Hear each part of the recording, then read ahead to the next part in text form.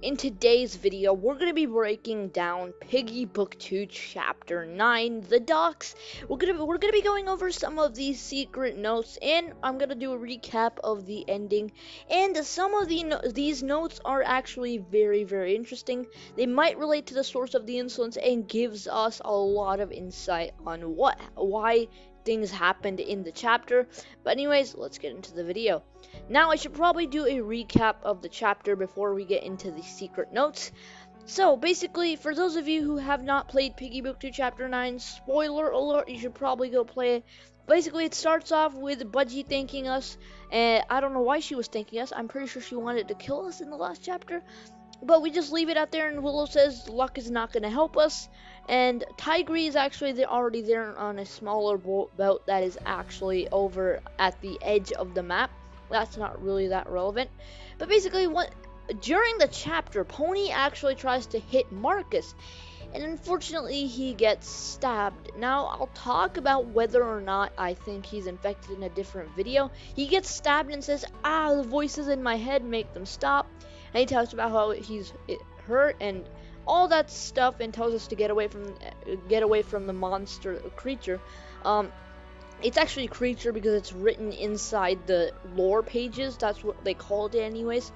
Now, after that happens, when we reach the end, you basically run into Tigry. For some reason, we don't recognize him. Maybe it's because of the scarf, I don't know. And we say, who are you? Then Tigry says, I recognize you. Thank you for saving my friends. And he talks about how he was just doing things he was told to do. And then we can relate because we had to arrest Willow. But I mean, we're not regretting that anymore. Then after that, he asked us if Willow is with us. And then we say yes. Then he tells us that we should not trust her and we should ditch her. And and Tigry also mentions that he's trying to find the cure to save an old friend of his, which I'm thinking is two people, either Foxy, because he was well liked around the refinery, or after. While analyzing this, I also realized this also could be Rash, because in one of the notes it said that Rash was one of his closest friends because they were alike. Maybe he's finding it for one of those two. It could be Rash or Fox because they're both infected when we don't know about Rash. Basically, he tells us to ditch Willow, and then if we join him, he'll help us get our friend back. And then he says his offer still stands, and we're like, we're basically confused. And then Pony walks in and he asks us what happened. And then we basically tell him about everything. Pony says he'd do it, but then for some reason the player says we have to trust Willow for her to trust us. Now, I'm kind of conflicted about this. There is one note in the chapter that might signal that he is actually lying to us about Willow, because one thing is, she gave us her weapon. I don't get why she'd do that. And she was acting real sassy everywhere we went with her, like even on the boat and stuff everywhere. I feel like she'd be acting more kind if she really, really wanted to deceive us. But yeah, then we basically were going through the snow for some reason. We're marching through the snow like it's some kind of field trip or something. And then we get smacked. For some reason, it's also getting bombed by the military.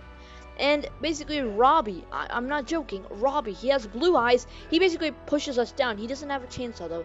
Then Kona says, basically Kona the mechanic, he says, oh, you're lucky it's not one of the ones with a chainsaw, and calls us up to wherever his laboratory thingy safe house is. Then we do all the talk. He says that he wasn't the one who made the safety mall droid with the chainsaw. He did make the safety mall droid, but he didn't install the chainsaw into it. Then we basically talk. Now in the Survivor ending, Mimi doesn't do any dialogues, but in the Savior, Kona actually gives us a radio, and he sends us down into the laboratory and all that stuff. You can check out the chapter. That's just a small recap. So anyways, let's get into the notes. Now, the first one is actually a very interesting note. It's about Substance 128. We have to find one of the first subjects to Substance 128 in order to come up with some sort of a cure.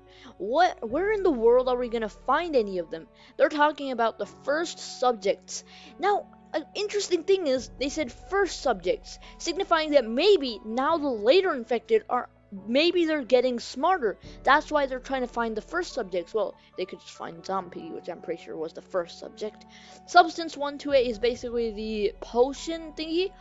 And I'm pretty sure this is the military talking about making a cure, because there are signs that they were here and they're bombing the place. They moved up. Basically, they moved up further north, because Kona actually tells us this. But moving on to the second note, this room is peculiar. What purpose does it serve? And did it serve?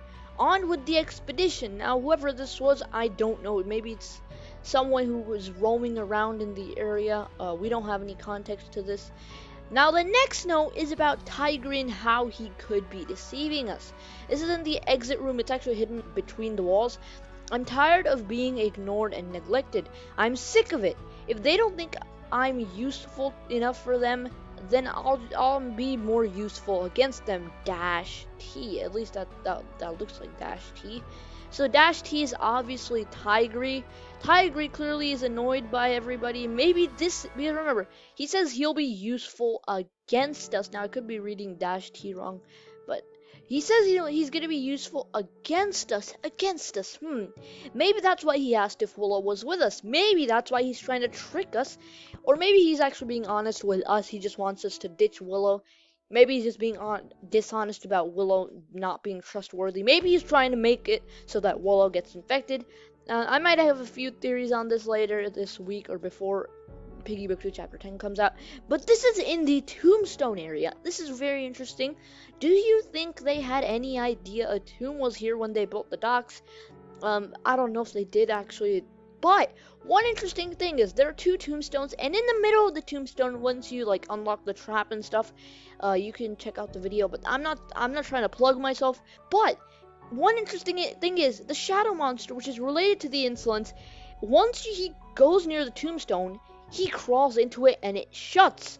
And King Milo and Queen Viola are both written on this. And for King Milo, may he rule over the dead, realm of the dead for eternity. Mr. Stitch, he has an M in his name. King Milo. Maybe he changed his name to Mr. Stitchy. Something could have happened to him. And again, in the middle, once the insolence monster crawls into the tombstone area, he basically walks towards the tombstone. And he walks into it. He disappears and the lid closes. Now, while you're getting this, there's actually a note that's inside it, and it says soon, which maybe they're planning on attacking us soon. Maybe they're gonna attack us in Piggy Book 2 Chapter 10, which is most likely gonna be the laboratory. In the next two chapters, I think this is gonna be before Piggy Book 2 Chapter 12. I don't really see how we're gonna get a lot of information on the insolence, because like either there's like a true ending that's super long, but like we only have like 3 chapters. Well, I mean, I guess we're gonna have 6 chapters in total, because we're gonna have 2 spin-off chapters. But that's basically that. And Queen Viola, may she continue her fierce conquests. I don't know what her conquest was. Maybe she wanted to rule over the earth. Maybe she's related to Mr. Stitchy. Maybe she's Marionette. That wouldn't really make sense, but maybe she is part of the insolence and she's trying to take over the world. It didn't say anything about the world, but I think that could be it.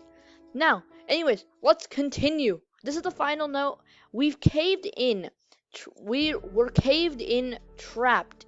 It sounds like as though the outside world went silent and has moved past us. Now, who could this be inside? Maybe this was some expedition team. Remember, there was something about the expedition. Maybe they got caved in, because you do have to blow up the entrance with dynamite to get into the whatever area that is, the tombstone area, I guess. So that could be them. Maybe this is Queen Viola and King Milo. Who knows? But that's basically it for this video. This is a lot of crazy stuff. Let me know what you guys think about it down below in the comments. Anyways, guys, if you enjoyed the video, make sure to leave a like on it and subscribe. But anyways, I'm gonna see you guys in the next video. Goodbye.